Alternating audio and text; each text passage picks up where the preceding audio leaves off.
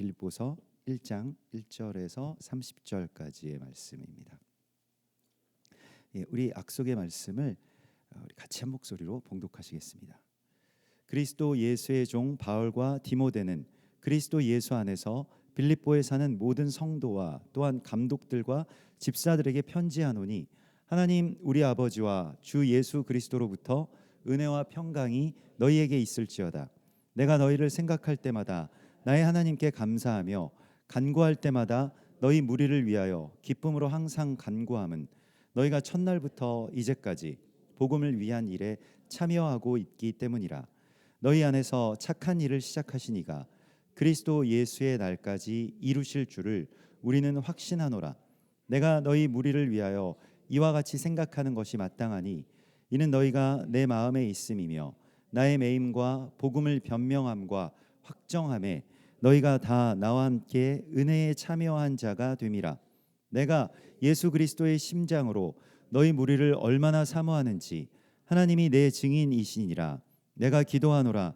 너희 사랑을 지식과 모든 총명으로 점점 더 풍성하게 하사 너희로 지극히 선한 것을 분별하며 또 진실하여 허물 없이 그리스도의 날까지 이르고 예수 그리스도로 말미암아 의의 열매가 가득하여 하나님의 찬송과 영광과 찬송이 되기를 원하노라.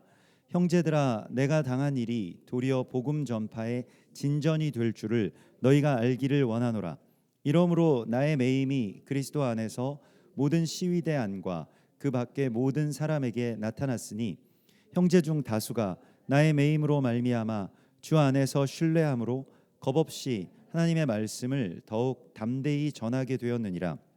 어떤 이들은 투기와 분쟁으로 어떤 이들은 착한 뜻으로 그리스도를 전파하나니 이들은 내가 복음을 변증하기 위하여 세우심을 받은 줄 알고 사랑으로 하나 그들은 나의 매임에 괴로움을 더하게 할 줄로 생각하여 순수하지 못하게 다툼으로 그리스도를 전파하느니라.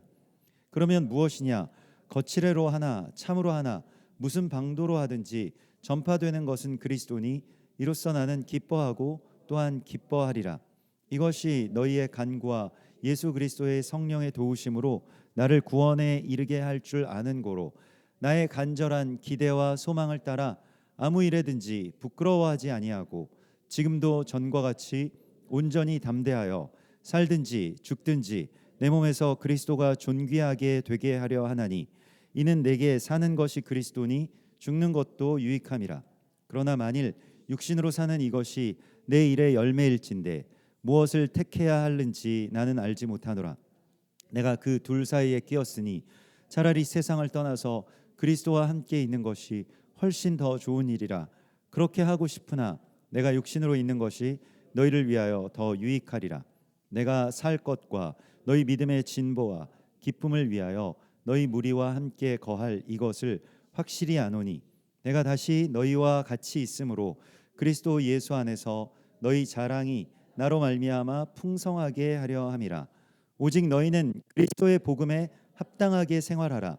이는 내가 너희에게 가보나 떠나 있으나 너희가 한 마음으로 서서 한 뜻으로 복음의 신앙을 위하여 협력하는 것과 무슨 일에든지 대적하는 자들 때문에 두려워하지 아니하는 이 일을 듣고자 함이라. 이것이 그들에게는 멸망의 증거요 너희에게는 구원의 증거니 이는 하나님께로부터 난 것이니라. 그리스도를 위하여 너희에게 은혜를 주신 것은 다만 그를 믿을 뿐 아니라 또한 그를 위하여 고난도 받게 하려 하심이라. 너희에게는 그와 같은 싸움이 있으니 너희가 내 안에서 본 바요 이제도 내 안에서 듣는 바니라. 아멘.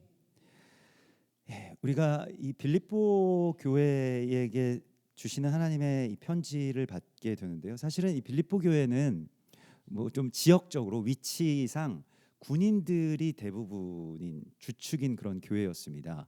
그래서 상당히 많은 특히 로마 군인들이 이제 주둔하는 지역에 뭐 완전 뭐 군 교회라고 보기는 좀 어렵습니다만은 대부분은 다 군인들이었고 군인 가족들이었고 이랬기 때문에 실은 이 온 열방의 어떤 통치자가 그 로마의 황제가 아니고 주 예수아이시다라고 하는 것을 받아들이기까지 참 어려움들이 많았다고 합니다. 왜냐하면 이게 군인들은 기본적으로 애국심이 투철하기 때문에 나라를 위해서 목숨을 바치고자 이제 이 군인으로서 이제 나선 것이기 때문에 그것이 좀 그 신앙과, 그러니까 이 왕의 왕이신 예수아를 믿는 어떤 신앙과 충돌을 했던 것이죠.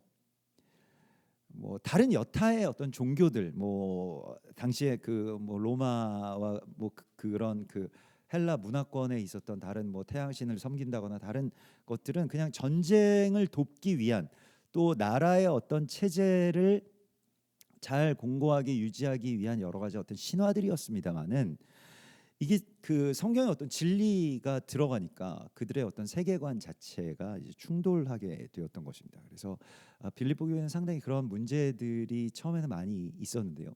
그러나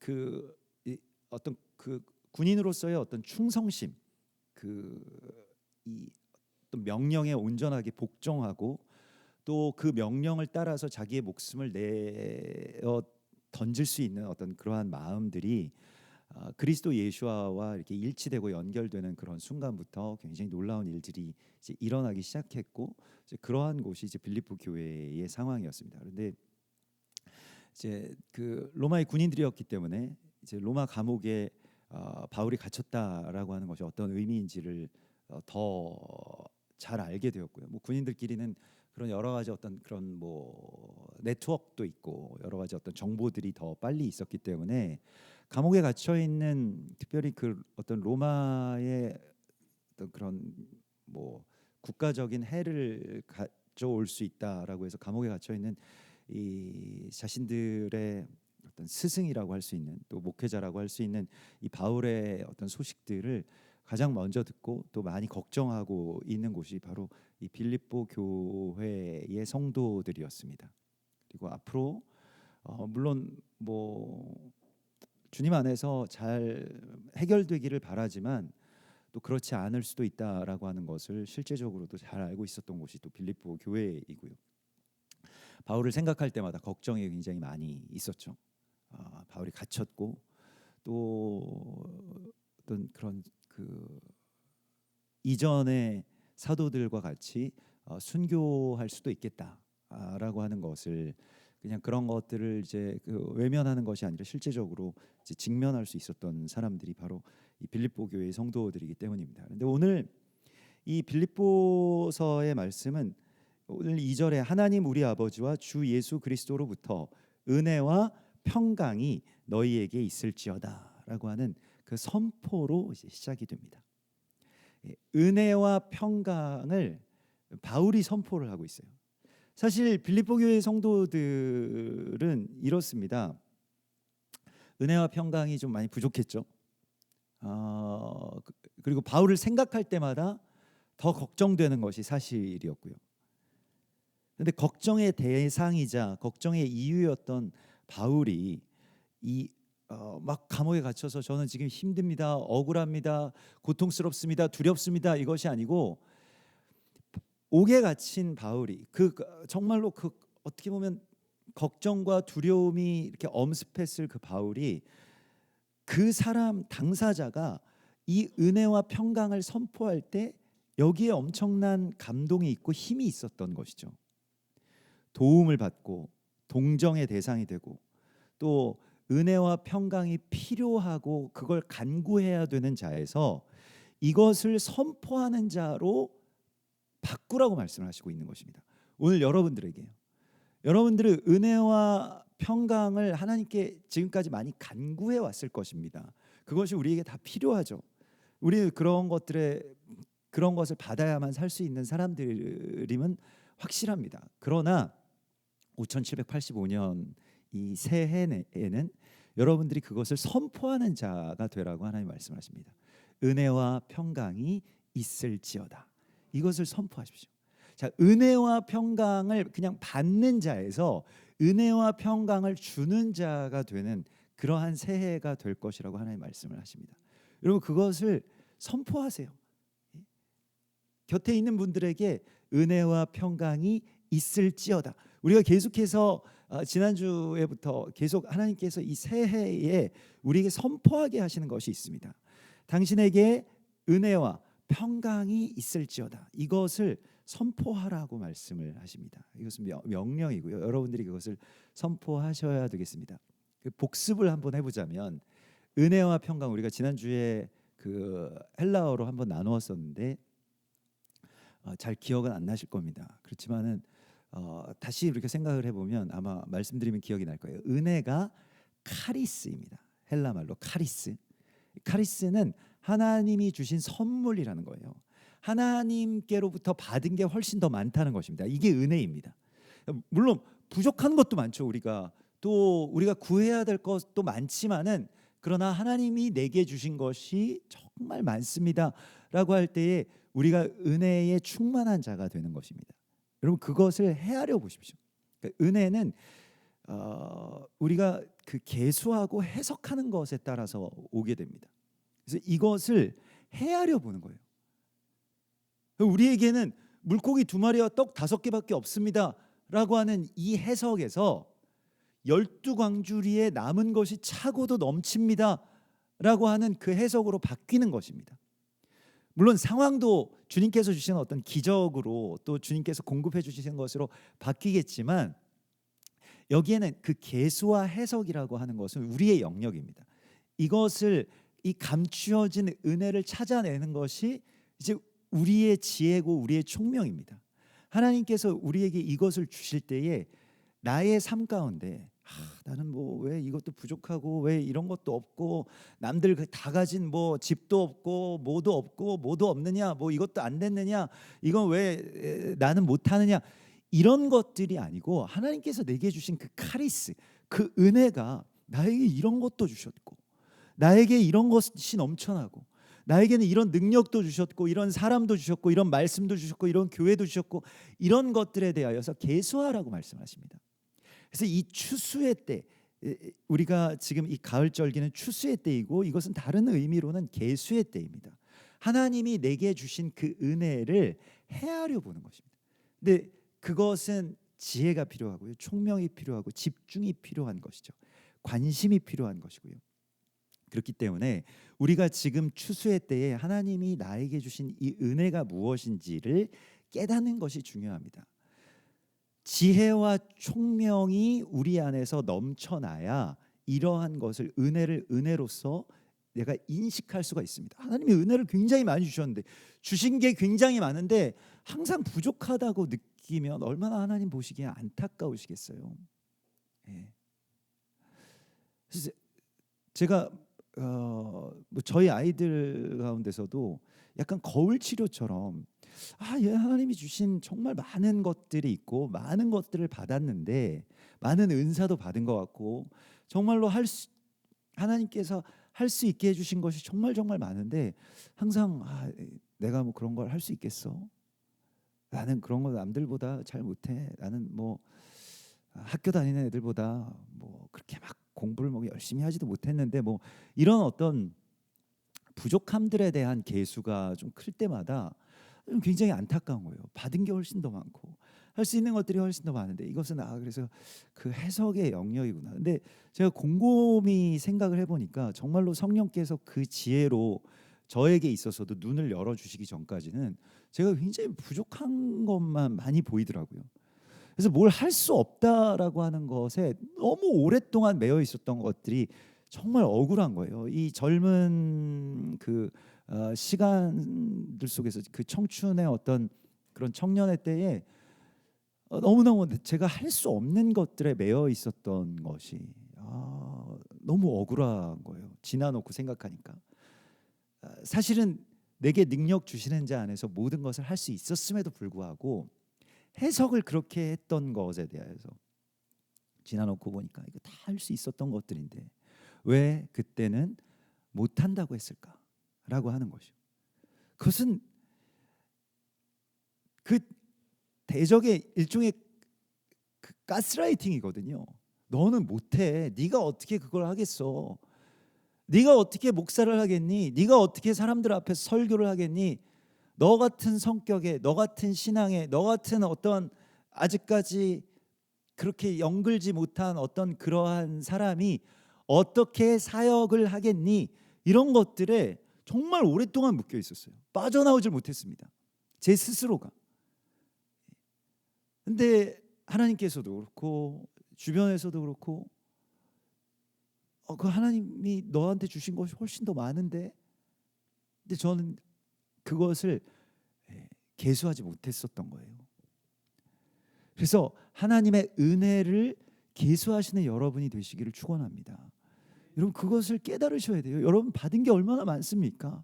그 카리스가 얼마나 많아요. 하나님이 주신 그 은혜가 얼마나 여러분들 안에 넘쳐납니까? 근데 왜 못한다라고 계속되는 어떤 그 대적의 그 가스라이팅에 지금도 묶여 있을까요? 이것에서 우리가 빠져나와요. 그래서 카리스는 하나님이 주신 게 더 많다라고 하는 것을 선포할 때 있는 것입니다. 은혜라고 하는 것은 하나님은 이미 우리 가운데 너무 많은 것을 주셨어요. 근데 은혜라고 하는 것은 이제 남은 몫은 우리의 해석입니다. 이게 은혜를 은혜로서 받지 못했기 때문에 부족한 것처럼 느껴졌을 뿐이지 정말 모든 걸 다 주셨다니까요. 그래서 은혜와 평강이 너희 안에 있을지어다. 이것을 평강은 무엇입니까? 우리가 지난주에도 나누었었는데 은혜, 이거 카리스 이제 기억나시죠? 카리스라고 하니까 카리스마 이렇게 해서 여러분 카리스마 있으십니다. 이것도 우리가 했잖아요. 평강이 에이레네였습니다. 우리가 매주 하면 또 이렇게 기억나겠죠? 언젠가는. 그래서 에이레네였는데요. 이 에이레네는 무엇이냐면 다시 하나가 된다는 뜻입니다.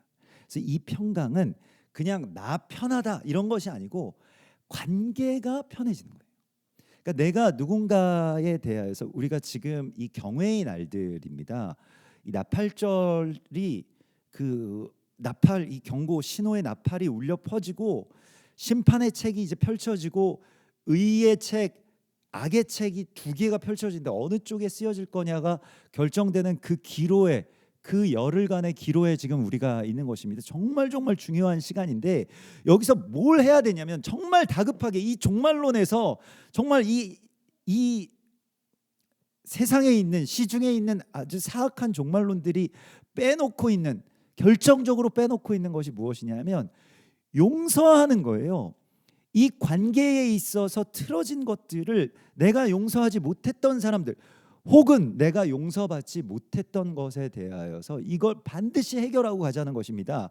여기에 계속 묶여 있다면 새해를 맞이할 수가 없다는 거예요. 새로운 시작이 우리 가운데 있을 수가 없다는 것입니다. 그렇기 때문에 반드시 이 어두컴컴한 동굴에서 우리가 풀려나야 되겠는데, 내가 누군가를 계속 미워하고 있는 마음, 누군가에게 두고 있는 어떤 혐오, 누군가에게 두고 있던 어떤 혐의, 이런 것들에서 풀려나지 못했다라고 한다면 그것은 우리가 어제도 그 인질들을 석방하라 그거 하면서 제가 항상 그것을 위해서 기도하면서도 항상 생각하는 것은 인질들 1년 동안 그 컴컴한 어디 그 지하 동굴 어딘가에 그렇게 묶여서 갇혀 있을 텐데 얼마나 고통스러운 일입니까? 그런데 그 모습을 상상해 보십시오.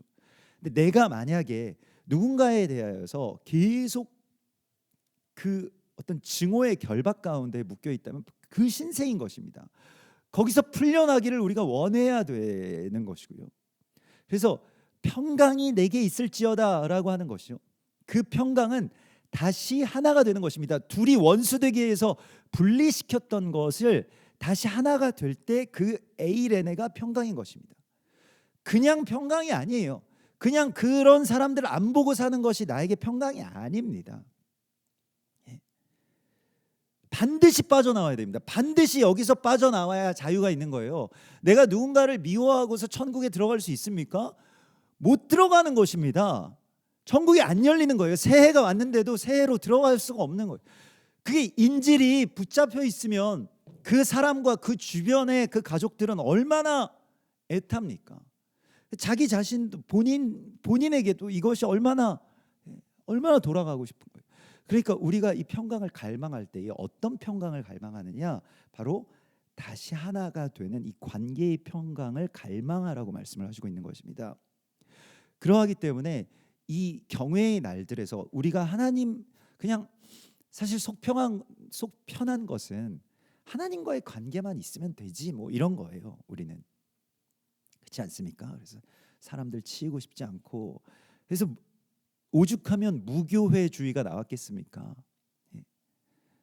그냥 하나님과만 관계 맺으면 되지 뭐 교회가 막 모여가지고 문제 많은 사람들 모이고 막 아픈 사람들 모이고 막 이런 말 저런 말 함께 뒤엉켜가지고 평강이 깨지고, 근데 그 깨진 평강이 다시 연결될 때 그게 참된 평강이라는 것입니다. 뭐 통일되면 골치 아프니까 통일을 하지 말자 뭐 이런 말들도 요즘에 나오더라고요. 근데 그것이 평강입니까? 그것이 평화입니까?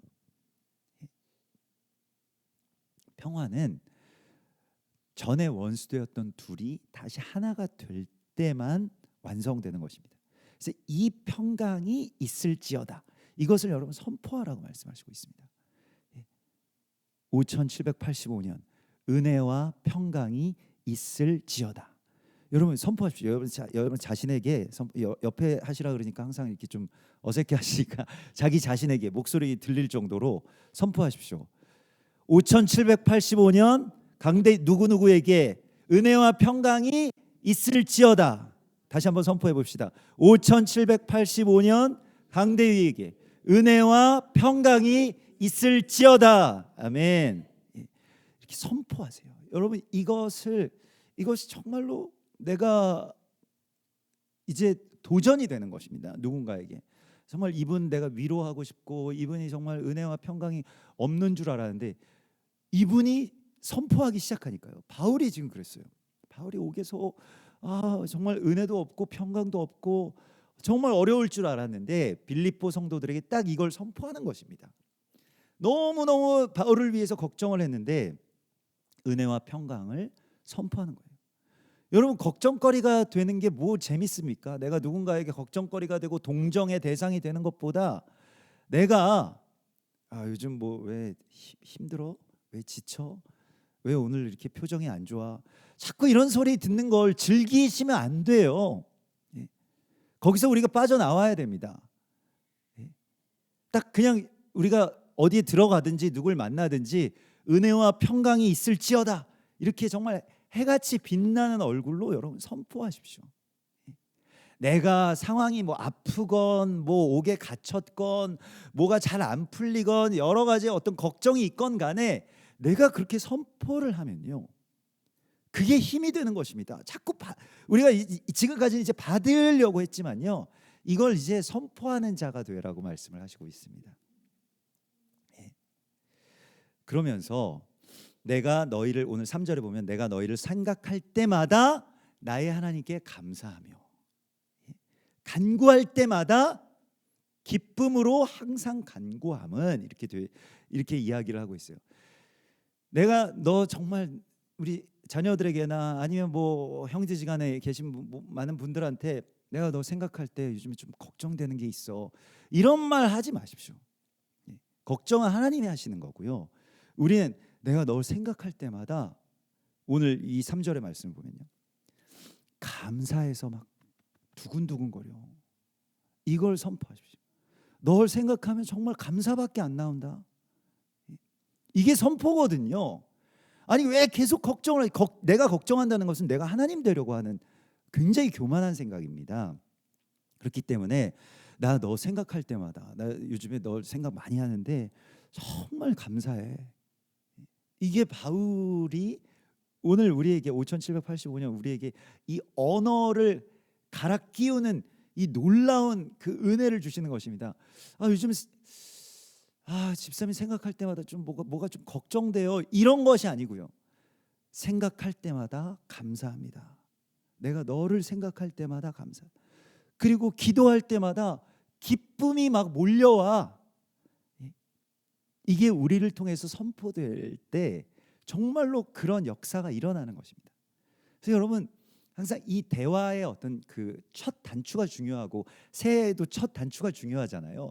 뭘 어떻게 시작하느냐가 중요하잖아요. 근데 요즘에 생각하는데 막 너무 감사하고 너무 기쁨이 몰려오고 기도할 때마다 하나님이 그냥 기쁨을 주시는데 이거를 당신에게 꼭 말하고 싶습니다. 이렇게 여러분 선포자가 되십시오. 5785년.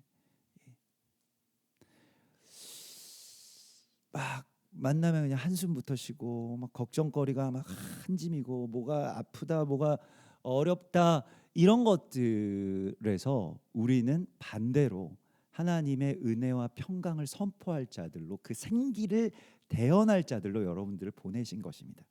여러분 말이 엄청난 그 대언의 능력이 있다고 계속 나누잖아요. 특별히 이 연초에는 이 시작의 지점이기 때문에 사실 걱정 많이 되죠. 자녀들 볼 때마다 어떻게 살래? 너 생각하면 걱정돼서 내가 잠이 안 와. 잠이 막 이런 게 계속 우리가 연약하고 또 내가 막 직접적으로 뛰어들어서 도와줄 수 없고 그렇기 때문에 걱정만 많이 되죠. 그 노파심이라고 하는 말이 괜히 생겼겠습니까? 내가 연약해서. 그런데 우리는 능력의 하나님이 계신 거예요. 생각할 때마다 막 기쁘고 감사하고 기대가 많이 되는 것입니다. 근데 그 상황을 넘어서서 일단 선포를 먼저 하십시오. 그리고 그 이유에 대하여서 내가 기쁨이 넘치고 감사가 넘치는 이유가 오늘 5절에 보면 너희가 첫날부터 지금까지 처음 시작부터 지금까지 복음에 참여하고 있기 때문이다 라고 말하고 있습니다. 복음의 어떤 구독자가 아니고요. 멀리서 그냥 뭘로 지켜봤습니다. 뭐 멀리서 그런 소식을 들었습니다. 뭐 유튜브로 봤습니다. 이런 것이 아니라 복음의 참여자가 되었다. 이것이 우리에게 감사요, 우리의 기쁨이고 우리의 능력이라고 하나님 말씀하시고 있습니다. 복음의 구독자가 아닙니다. 복음의 어떤 관객이 아니고요. 복음의 참여자, 이 코이노니아라고 하는 것은 거기에 직접 연결된 사람을 말합니다. 우리가 코이노니아는 막 관계하고 긴밀한 관계, 동료, 또 이 빌립보 성도들에게는 그대로 연결되는 단어가 있습니다. 바로 전우가 되었기 때문이다. 전우. 이거를 같이 싸웠다는 거예요. 같이 함께하고 있다는 것입니다. 복음에 대하여서 어떻게든 함께 하려고 하는 자가 되었기 때문이다 라고 말하고 있습니다. 여러분 뒤로 물러나서 멀리서 뭐 그런 일들도 있었나 보다라고 하는 것이 아니라 직접 참여해 보시면 어떻습니까? 어제도 직접 서울역에 나가고 서울역에서 막 이 같이 그 수천 명이 정말로 그냥 바램인 줄 알았어요. 2천 명이 온다고 그러셔가지고 목사님들이 좀 이렇게 뻥이 세시구나 막 이렇게 모여가지고 회의를 하는데 좀 진지한 표정으로 2천 명이 모인다는 거예요. 그래서 믿음이 작아가지고 500명 모이면 정말 잘 모일 것 같은데 뭐 뻔하지 않습니까? 이스라엘 사랑하신다는. 그리고 막 그 참여하는 무슨 막 큰 그런 단체가 있는 것도 아니고 교회가 있는 것도 아니고 그래서 어떻게 2천 명이 모인다는 거지? 막 그랬는데 정말로 뭐 아주 명확한 무슨 뭐 어떤 주체가 막 이거를 막 독려하고 오래전부터 준비하고 이런 게 아니지 않습니까? 그런데 그 광장이 막 차고 넘쳐나고 막 자리가 없고 뒤에 막 서 계시고 제가 몇 번이나 이렇게 왔다 갔다 했어요. 저 끝에서부터 저 멀리 계신 분들까지 몇 번이나 왔다 갔다 하면서 하나님께 속으로 기도하면서 하나님 이거 실화가 맞습니까? 환상을 보고 있는 거 아닐까요? 근데 기도할 때 거기가 정말 막 넘쳐나고 막 길 그 끝까지 계단 끝까지 서울역 광장이 막 터져 나갈 것 같은데 거기에서 또 우리 한세사람 교회가 암 이스라엘 하이를 외치면서 이스라엘 얼라이브를 외치면서 막 그렇게 찬양하고 선포하고 이게 정말로 실제로 일어나고 있는 일이 맞느냐? 근데 정말로 이 역사적인 어떤 복음의 그 현장이잖아요. 정말 역사적인 현장이잖아요. 유대인들이 제가 어제도 그 서울역에서 그냥 막 이렇게 그냥 울고 있어요. 하염없이. 거기 참여하러 온 유대인들이 아니고 서울역에서 어디 가려고 하는 그 관광객들인데 그냥 하염없이 울고 있어요. 자기네들 뭐 차가 어떻게 되는지 뭐 그런 거 없이. 그래서 딱 봐도 유대인처럼 보이잖아요. 축복한다고 이스라엘 살아있다고. 그러면 이거 어떻게 된 일이냐? 왜 이 사람들이 이렇게 모여서 우리를 지지하고 우리를 위해서 축복해 주느냐라고 해서 뭐 사실은 우리가 크리스천인데 이스라엘 사랑해서 모였다. 너희들 혼자가 아니다. 이렇게 하면 다들 너무너무 감동해서 그 자리를 뜰 줄 모릅니다. 지금 아마 이스라엘의 유대인들은 한번 보면 다 전파하기 때문에 난리가 났을 거예요.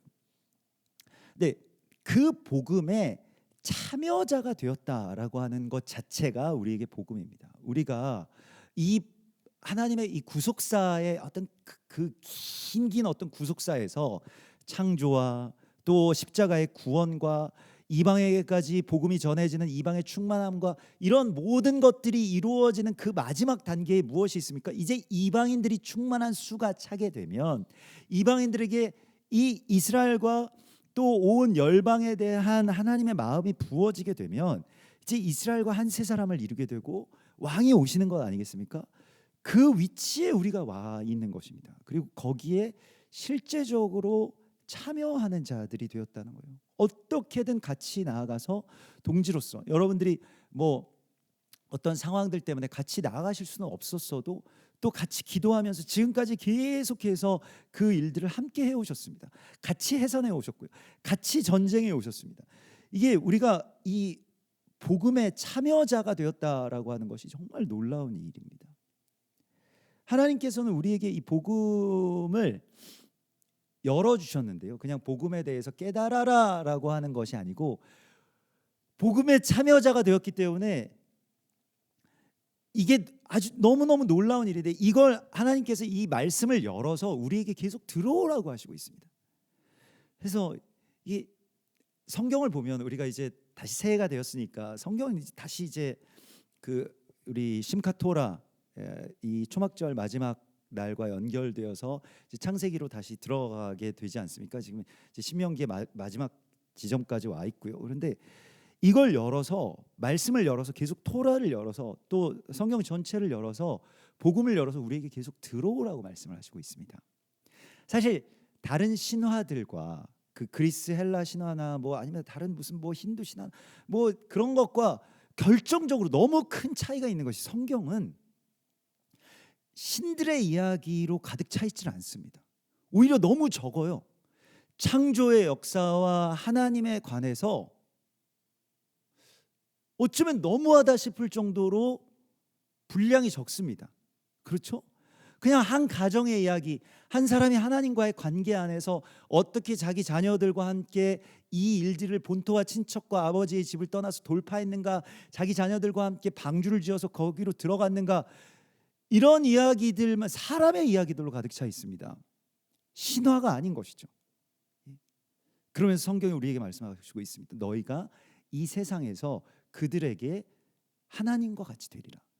우리의 어떤 삶이 복음이 된다는 거예요. 여러분들의 삶이 열려서 복음이 된다는 것입니다. 하나님의 이야기가 된다는 것입니다. 하나님의 살아계심은요, 이 천상계에서 벌어지는 일들을 우리에게 막 그렇게 뭐 하나님 얼마나 대단하고 제우스 신처럼 막 뭐 번개를 던지고 그런 유치한 어떤 신의 노름을 하고 계시진 않습니다. 하나님. 그건 사람이 그냥 만들어낸 신들의 이미지일 뿐이고요. 하나님이 우리 가운데 주신 이 복음과 이 토라의 말씀은 사람을 통해서 하나님은 어떻게 살고 계시는가, 하나님이 어떻게 이 세상 가운데 이 한 가정을 통해서 나타나시는가, 한 사람을 통해서 역사하시는가를 우리에게 열어주시고 계세요. 이게 너무 결정적인 차이인 것입니다. 다른 신화와 성경의 차이. 여러분들 한 분의 삶이라고 하는 것에 대하여서 엄청난 무게가 있는 거예요. 그렇기 때문에 여러분들의 한 걸음이, 여러분들의 어떤 가정의 한 주의 어떤 삶이 어마어마한 결과를 가져온다라고 하는 것입니다. 그래서 이것이 복음입니다. 여러분들의 삶이 복음입니다. 우리가 그 복음에 참여한 자가 되었다라고 말씀을 하시고 있습니다. 그래서 이제는 7절에서도 내가 너희 무리를 위하여 이와 같이 생각하는 것이 마땅하니 너희가 다 나와 함께 은혜의 참여자가 됨이라. 그래서 이게 그 다 이 코이노니아, 여기서는 쉰 코이노노스라고 하는데 쉰 코이노노스도 다 전우가 됐다는 뜻입니다. 같이 연결되어서 이 은혜가 우리가 같이 연결돼 있다는 거예요. 바울이 투옥되어 있지만 바울은 빌립보 교회와 연결되어 있고 빌립보 교회의 성도들은 바울과 같이 투옥되어 있다는 것입니다. 그래서 이 전우회가 있는데 이 전쟁에 뭐 산전수전 다 겪은 그 로마의 군인들 실전들이 굉장히 많이 있었고 그 당시에도 또 여러 가지의 어떤 그런 전쟁들을 겪어봤던 그 군인들에게 이 전우라고 하는 것은 굉장히 각별한 의미가 됩니다. 그래서 이게 무엇인지를 금방 깨달았어요. 무엇이냐면 자, 바울은 어떤 성을 함락하는 데에 있어서 뭐 오늘날의 전쟁으로 치면 무슨 뭐 노르만디 상륙 작전, 뭐 인천 상륙 작전 이런 것입니다. 뭐 전쟁 가운데서 선봉에 선다라고 하는 그런 존재인 거예요. 유대인으로서 이스라엘도 마찬가지고 바울도 마찬가지였습니다. 선봉에 서는 자입니다. 근데 선봉에 서면 공격이 집중되죠. 대부분은 죽습니다. 선봉에 서면요. 그래서 나는 그러고 싶지는 않으니까 뒤에 설 테니까 너희가 앞에 서라, 너희가 앞에 서라. 이것은 전우가 아닙니다. 참된 전우는 내가 앞에 설 테니까 내가 그 화살을 맞고 있을 동안, 내가 그 공격을 받고 있을 동안 뒤에가 들어가는 거예요. 이게 전쟁입니다. 이게 전우인 거예요. 그러니까 바울이 그런 일들을 안 겪으면 참 좋죠. 그러나 그 선봉에 서는 것이 군인들에게는 그 전쟁에 있어서는 가장 큰 영예입니다.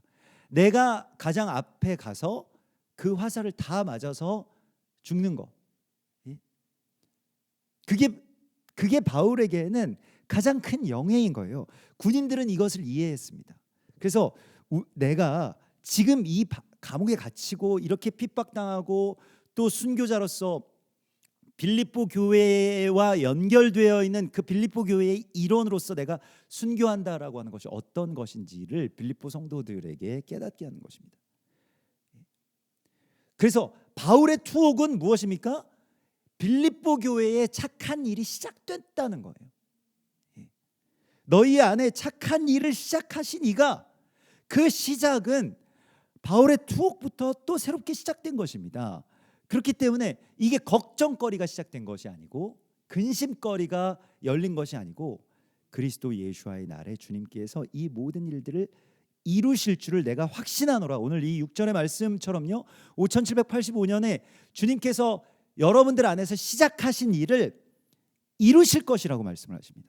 이거 이루시는 분은 누구입니까? 우리가 이루는 것이 아니고 하나님이 이루신다는 거예요. 주님께서 너희 안에 착한 일을 시작하신 이가 그리스도 예수의 날까지 이루실 줄을 우리는 확신하노라.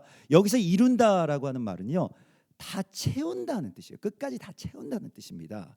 그러니까 우리가 막 상륙작전 같은 것들도 하면 상륙정들이 막 들어가는데 뭐 첫 번째부터 한 네 번째까지는 다 거기에서 막 공격당하고 그 사이에 이제 나머지 뒤에서 오는 분들이 이제 들어가게 되는 것이죠.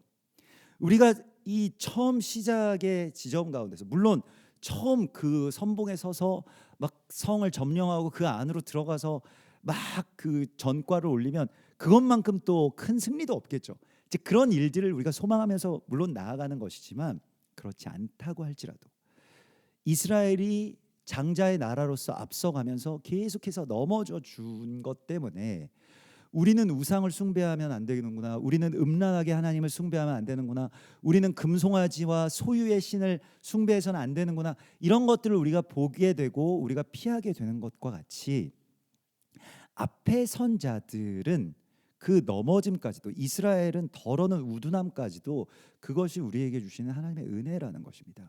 근데 이것에 대해서 깨닫고 오늘 주님께서 9절에 보면 너희 사랑을, 우리가 이제 사랑이 있고 감정이 있고 하나님도 사랑하고 이스라엘도 사랑하고 다 하는데요, 이제는 너희의 사랑을 지식과 모든 총명으로 더 풍성하게 하사 너희로 지극히 선한 것을 분별하여 그리스도 예수의 날까지 이르게 할 것에 대하여서 간구한다고 말씀을 하시고 있습니다.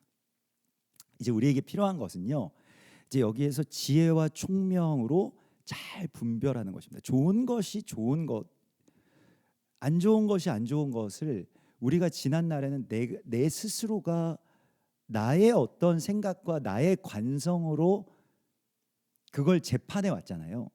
근데 하나님께서 그 토라에서도 보면 재판 공동체가 사실 그 신약에 나와 있는 교회 공동체입니다. 교회 공동체는 재판 공동체인데 막 서로 뭐 재판할 일이 많아서 재판 공동체가 아니고 무엇이 선한 것인지 또 무엇이 선하지 않은 것인지에 대하여서 다시 분별하는 거예요. 예. 다시 분별하는데 그것은 하나님이 주시는 지혜와 총명으로 다시 분별할 수 있기를 원하노라 이렇게 말씀을 하시고 있습니다. 그래서 바울의 투옥, 바울의 순교, 또 우리 앞에 지금 나타나고 있는 이 여러 가지의 일들, 이스라엘의 전쟁, 여러 가지 어떤 우리 삶에 있어서의 어떤 답답한 일들 속에서도 이제는 그리스도 예수와의 찬송과 복음을 찾아내라고 말씀을 하시고 있습니다. 자, 오늘 20절의 말씀을 보면 나의 간절한 기대와 소망을 따라 아무 일에든지 부끄러워하지 아니하고 지금도 전과 같이 온전히 담대하여 살든지 죽든지 내 몸에서 그리스도가 존귀하게 되게 하려 하시나니 이는 내게 사는 것이 그리스도니 죽는 것도 유익함이라. 예. 다시 주님께서 각오하라고 말씀을 하시는데요. 어제 이상하게 이제 그 서울역 가면서 이제 서울을 통과하잖아요. 서울을 통과하니까 뭐 이곳에 뭐 예전 기억들이 많이 나는 거예요. 그래서 예전에 만나 뵀던 분들 또 정말 막 생각만 해도 막 정신이 번쩍 드는 그런 분들이 계시잖아요. 막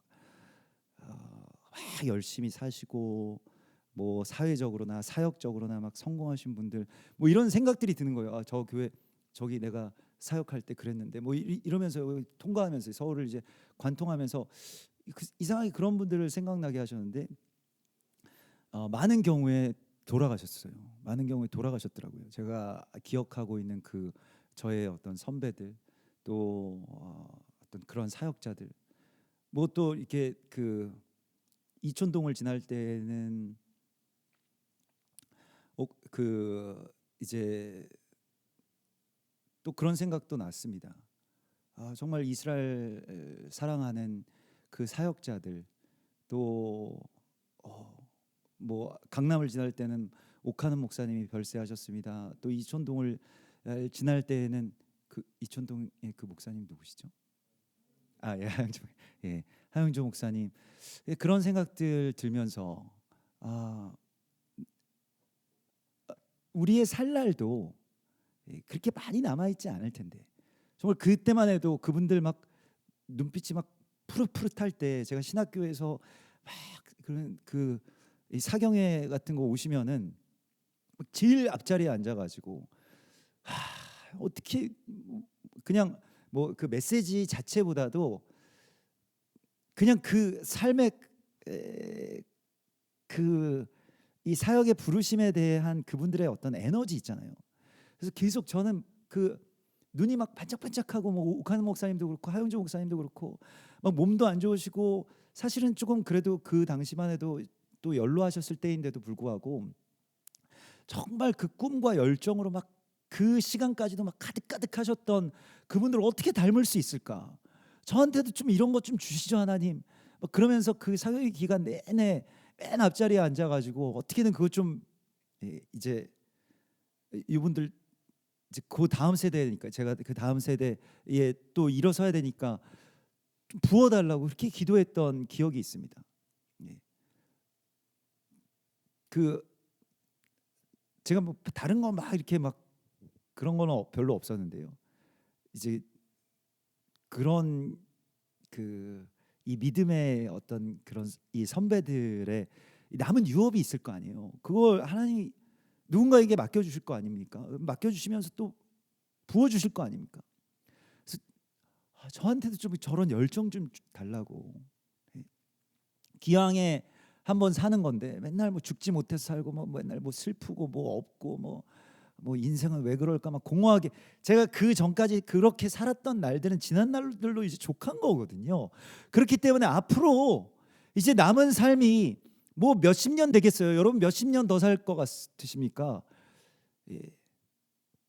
뭐 많이 살아야 요즘에 그냥 현실적으로 생각하면 120살 정도.